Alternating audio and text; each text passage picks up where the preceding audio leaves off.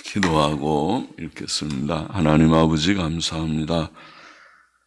저희들의 육신은 연약할지라도 하나님의 은혜로 하루하루 살며 또 일하게 하심을 감사하며 오늘 새벽도 하나님의 은혜로 저희들의 단잠을 깨우시고 예배당으로 부르셔서 함께 예배의 단을 쌓고 혹은 가정에서 깨어 주님 말씀 앞에 앉게 하여 주시니 감사합니다. 하나님께서 은혜를 모두에게 주셔서 헛되이 말씀을 읽고 듣지 않게 하여 주시고 다 유익이 되게 하여 주시기를 소원합니다. 부족하고 미천한 종에게 은혜를 주시고 성령의 충만함을 주셔서 늘 하나님의 말씀을 바르게 해석할 힘을 주시기를 소원합니다. 주님 교회에 속한 모든 사랑하는 심령들, 남녀노소의 심령들, 원근각지에 흩어져 있는 심령들 사랑하셔서 연약한 지체가 없게 하여 주시고 심신으로 다 건강하게 하여 주시기를 소원합니다. 주님 믿음에 부요한 자들이 되게 하여 주시기를 원합니다. 주의 이름을 진실히 부르는 모든 백성들이 그렇게 되기를 원하며 주님의 말씀을 사모하는 자들마다 더욱 그렇게 되기를 소원합니다. 예수님의 이름으로 기도합나이다. 아멘. 잠언 26장 1절부터 3절까지만 보십시다. 1절 보십시다. 미련한 자에게는 영예가 적당하지 아니하니 마치 여름에 눈 오는 것과 추수 때에 비 오는 것 같으니라. 팔레스틴 땅은 여름이 곡식을 추수하는 때입니다. 여름에 눈이 오면 곡식을 추수하고 타작하는 데 큰 지장이 될 것이며 채소들은 다 얼어버릴 것입니다. 비는 씨를 뿌리거나 곡식이 익는 계절인 초겨울과 초봄에 와야 적당합니다. 그러므로 여름에 눈이 오고 추수 때에 비가 오는 것은 적당치 않고 오히려 지장이 됩니다.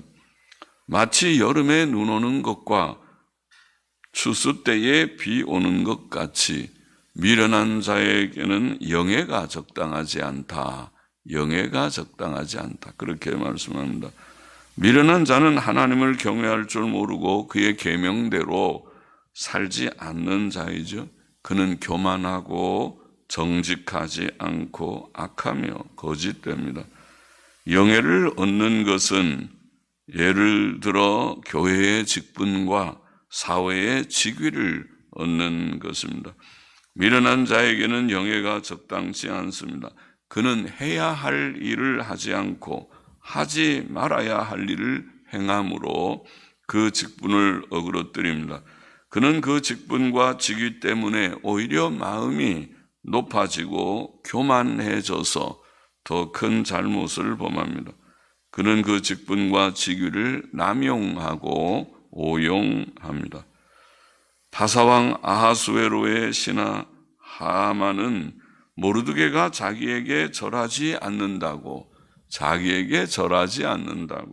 심히 노하여 그와 그의 유다 민족을 다 멸하려고 계획하였고 또 집들의 50규빗 약 23m 되는 나무를 세워 그를 그 나무에 달아 죽이려고 계획하였습니다.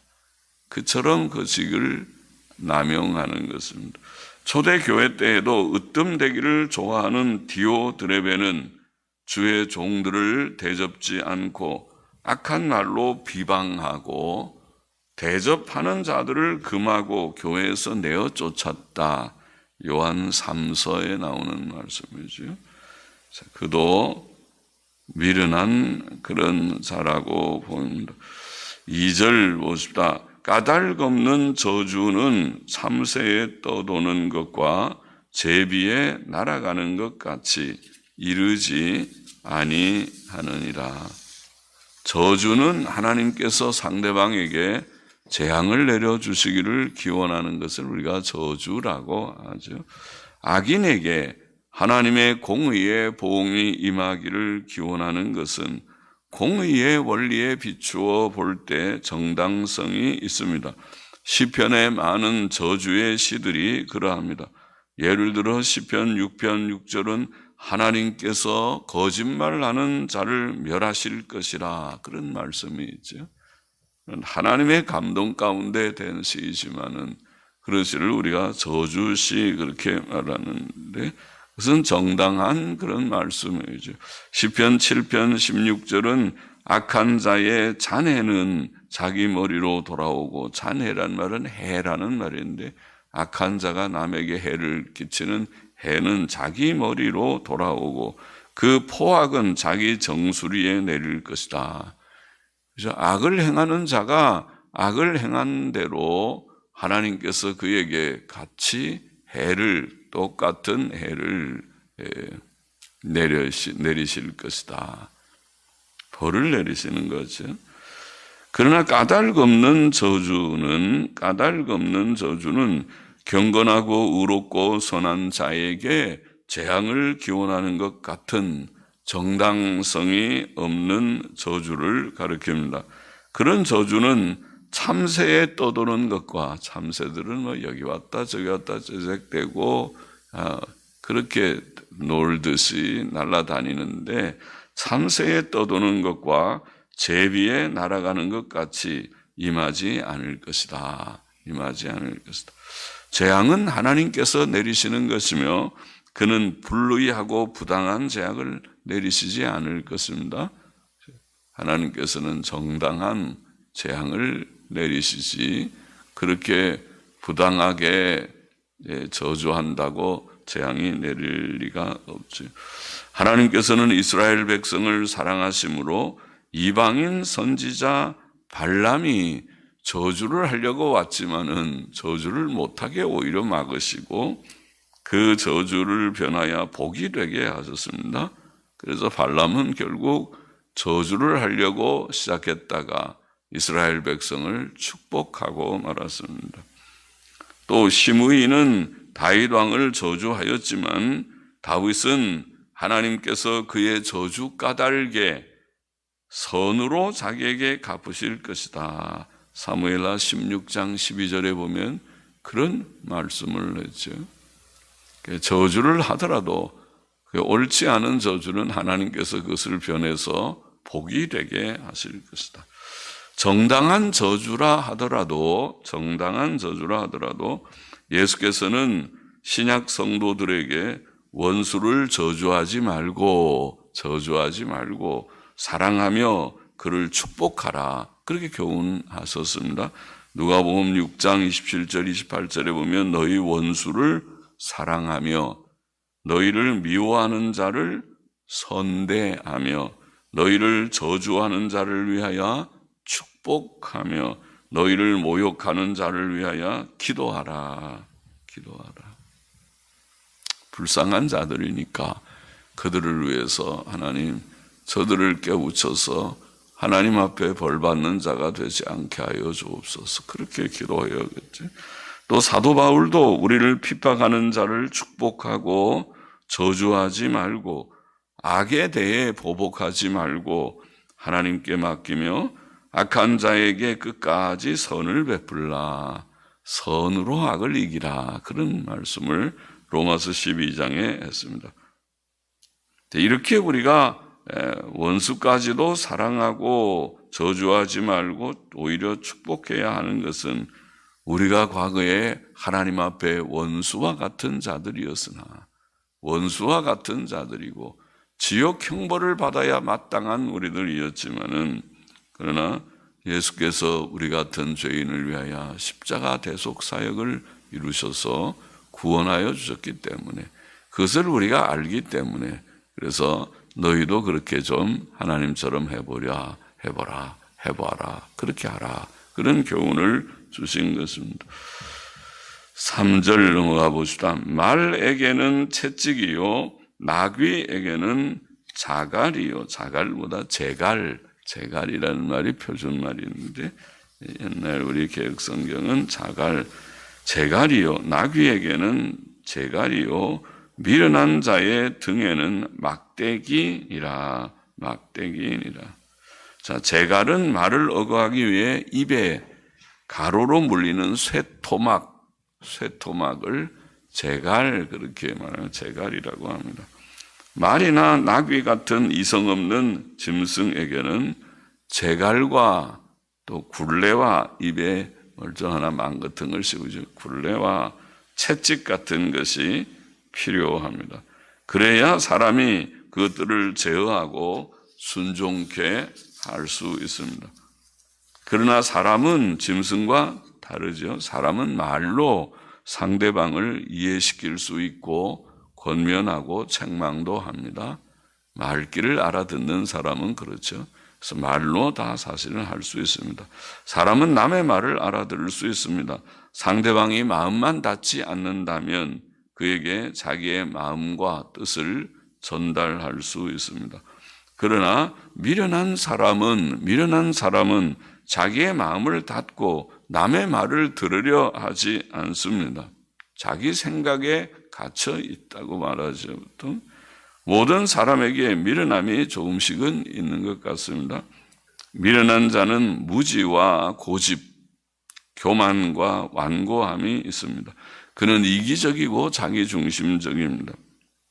미련한 아이에게 부모의 매가 필요하듯이 미련한 자에게는 채찍이나 매나 막대기가 필요하다. 그렇게 말합니다. 이게 미련한 자의 등에는 막대기니라. 말에게는 채찍이요 나귀에게는 제갈이요 미련한 자의 등에는 막대기니라. 잠언 10장 13절에 보면 지혜 없는 자의 등을 위하여는 채찍이 있느니라. 이런 말씀도 있죠. 채찍이 있느니라.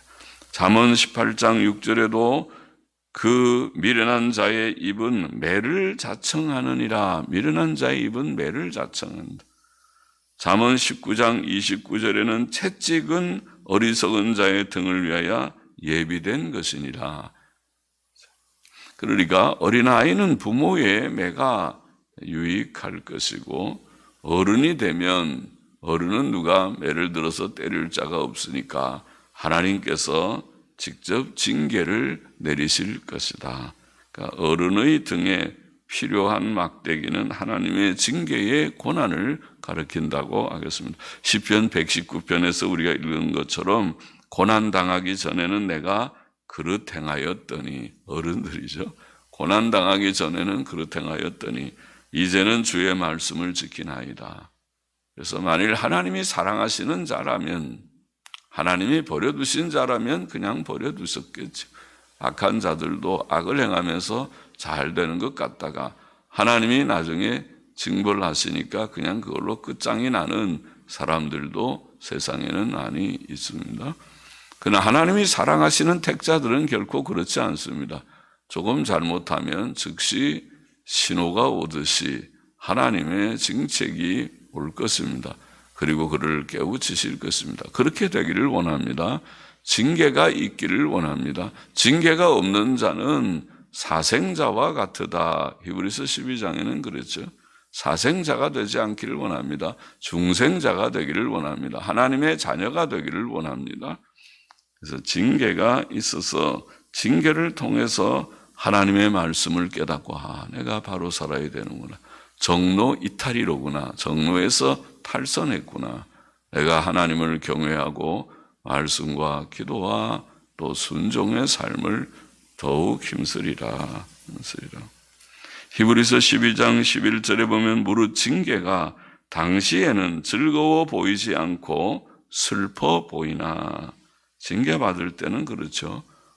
얼마나 징계라는 것이, 징계는 사실 좋아할 만한 것은 아니죠. 징계는 고통스러운 일인데 몸이 아파도 그렇고 경제에 어려움이 갑자기 닥쳐도 그렇고 자녀들이 속을 썩여도 부모는 얼마나 고통을 당하는지. 그런데 후에 그로 말미암아 연달한 자에게는 징계를 통해서 연단을 잘 받으면 연달한 자에게는 의의 평강한 열매를 맺나니, 결국 의에 이르게 되고, 하나님의 말씀 지키는 것이 의죠. 의에 이르게 되고 그것은 평안의 또 일이 된다. 그래야 평안하죠. 의인들에게 평안이 있으니까. 악인에게는 결코 평안이 없지만은, 그리고 의의 길을 걸으면 하나님께서 우리의 심신의 평안도 주실 것을 믿습니다. 마음의 안정, 마음의 평안을 하나님께서 주실 수 있고 주실 것이고, 몸의 건강도 하나님께서 약속하신 바고 상당히 주실 것입니다. 그래서 믿는 사람들은 상당히 건강하게 그래도 살아가는 편이라고 생각됩니다. 믿음으로만 살아보십시오. 믿음으로만 사십시오. 저는 연세 많은 분들이 그래도 지하철 타고 뭐 몇 번 갈아타는지 한 번이면 오시는지 한 번이면 오시는 거예요.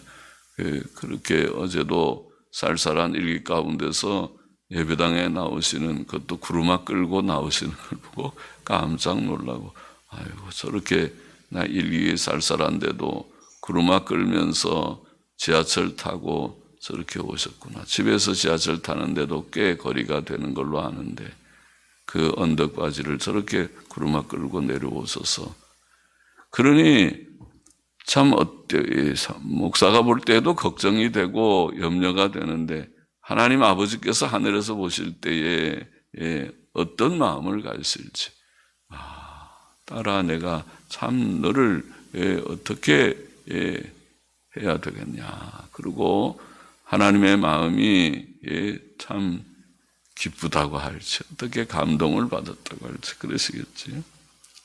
우리는 미련한 자가 되지 말고 지혜자가 되기를 원합니다.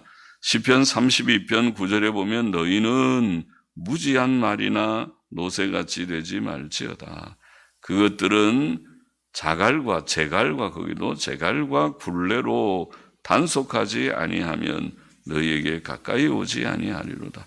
무지한 말이나 노새같이 징계가 있어야 하나님을 향하여 좀 쳐다보는 그런 자가 되지 말고, 평소 실력으로 평소 생활이 평소에 늘 말씀과 기도로 주님과 교통하며 에녹처럼 노아처럼 아브라함처럼 주님과 동행하며 살아가는 우리 모두가 되라는 말씀이죠. 무지해서 고난을 통해서 고난을 받으면서도 주께 돌아오지 않는 자들도 물론 있어요. 미련한 자들이 있어요. 그러나 고난을 통해서 돌아오기보다 고난 없이 늘 주님과 교통하며 동행하며 사는 에녹이나 노아나 아브라함처럼 되기를 소원합니다. 본문의 교훈을 다시 정리해 보면, 첫째로 여름에 눈이 오고 추수 때에 비가 오듯이, 그렇게 하면 안 되는데 여름에 눈이 오면 어떻게 하겠어요? 추수 때에 비가 오면은 농작물들 다 버리게 생겼는데 그렇게 되면 안 되는데, 미련한 자에게 영예가 꼭 그와 같으다. 미련한 자가 영예를 얻으면, 영예가 없으면 차라리 겸손하게 그냥 있을 텐데, 영예를 얻으면, 직분이나 직위를 받으면, 그것을 얻으면 그는 그 직분 직위를 통해서 하나님께 영광이 되고 덕을 세워서 저분은 그 직분이 딱 맞다, 저를 통해서 참 많은 유익을 그 나라에, 그 단체에, 그 교회에 그가 행하였다, 이렇게 될 테지만은, 미련하는 자는 오히려 그 직분과 직위를 남용하고 오용해서 아이고 저 직에 있으면서 일을 다 어그러뜨렸구만, 잘해야 되는데 오히려 다 망쳤다. 저런 자가 저 직에 있으면 안 되는데 그렇게 됐구나, 그렇게 된다는 거죠. 그러니 우리가 영예를 구할 것이 아니라, 직분과 직위를 구할 것이 아니라, 내가 적격입니다, 내가 자격자입니다, 나를 알아주시오, 나를 뽑아주시오, 그럴 것이 아니라 지혜를 구해서 지혜 있는 자가 되어서 사람들이 저분은 저기에 합당하다, 그렇게 되어야 할 것이다. 둘째로, 까닭 없는 저주는 참새에 떠도는 것과 제비에 날아가는 것 같으다, 그렇게 표현했습니다. 까닭 없는 저주. 그래서 까닭 없는 저주를 누가 한다고 해서 두려워할 것이 없겠습니다. 아유, 저건 참새가 떠도는 것고 제비가 날아가는 것 같은 소리로구나. 그렇게 생각하면 되겠다. 까닭 없는 저주를 두려워하지 말고 하나님께 다 맡기고 그래서 하나님 앞에서만 바로 살아요. 그리고 우리는 우리를 해하는 원수들이나 우리를 미워하는 자나 우리를 저주하는 자가 있어도 그들과 맞대응해서 우리도 그들에게 저주하고 그들에게 해하려고 생각할 것도 없어요. 오히려 성경 말씀대로 원수를 사랑하라. 저주하는 자를 위해서 기도하고 축복하라. 그렇게 교훈하신 대로 실천하기를 힘쓰고 선으로 악을 이기는 우리들이 되어야 할 것입니다. 셋째로 말에게는 채찍이요 나귀에게는 재갈이요 미련한 자의 등에는 막대기니라. 막대기니라. 우리도 미련하게 되면 하나님께서 우리에게 등에 막대기로 한 대씩 때려서 정신 차리거라, 정신 차리거라, 미련둥아 그렇게 할지도 모르겠으니까 미련하지 않고 우리는 지혜를 늘 얻고 지혜를 얻으면 지혜자가 되면 늘 하나님 경외하고 계명 순종하고 의지하고 순종하는 길은 오늘 377장 찬송가 가사처럼 의지하고 순종하는 삶을 힘쓰면 그러면 평안이 넘치게 될 것을 믿습니다. 온유한 마음 가지고 미련함을 버리고 온유한 마음과 순종의 삶으로서 살아가는 우리가 지혜자가 되어야 할 것입니다.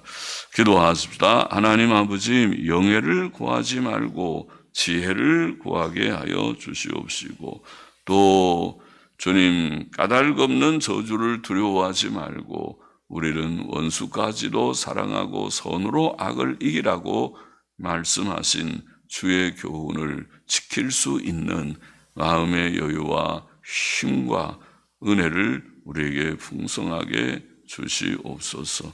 미련한 짐승과 같이 되지 말고 주님 온유와 순종심이 있는 지혜자가 되어서 늘 평안 가운데 거하는 저와 우리 모두가 되게 하여 주옵소서. 감사하며 예수 그리스도의 이름으로 또 헌금하는 심령을 받으시기를 원하며 예수 그리스도의 이름으로 기도하옵나이다. 아멘.